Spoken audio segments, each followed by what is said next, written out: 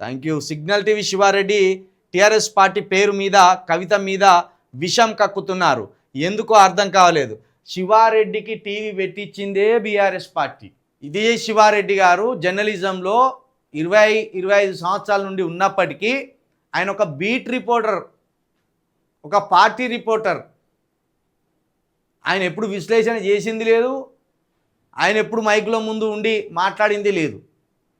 కేవలం BRS party office కాడ ఒక బీట్ రిపోర్టర్గా చూసుకునేవాడు.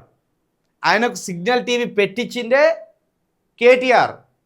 నెలకు శివారెడ్డి గారికి ఒక 15 లక్షల ప్యాకేజ్ పోతుంది. కేటీఆర్ గారు ఒక 50 ఛానళ్ళు నడుపుతున్నాడు. ఆ 50 ఛానల్ అన్నిటికి కూడా ఫండింగ్ పోతుంది. కాబట్టే శివారెడ్డి గారు బట్టలు చెప్పుకుంటున్నాడు. మరి యజమాని చెప్పినట్టు చేయాలి కదా.